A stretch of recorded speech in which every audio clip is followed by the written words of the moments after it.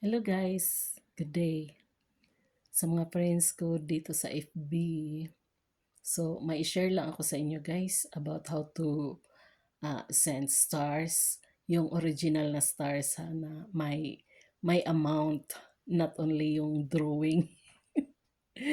Kasi kung feeling nyo lang na kung gusto nyo lang mag-share ng yung mga blessings doon sa mga nagustuhan yung mga videos sa mga nag-vlog-vlog, isa na ako dyan, ah, alam nyo kung paano mag-send ng stars. So, kasi alam ko na marami pa rin sa atin na hindi pa marunong mag-send ng stars.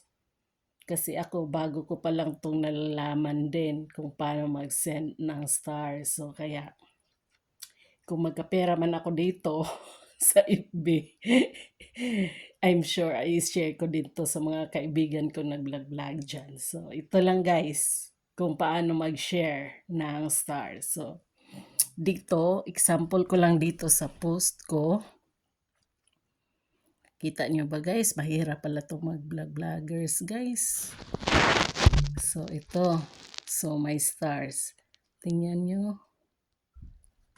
May stars dyan, oh. So, pipindutin ko dyan. So, dyan, makikita mo kung ilang stars ang gusto mong i-send. So, bawat isa niyan may amount. So, kung sakaling pipislitin mo itong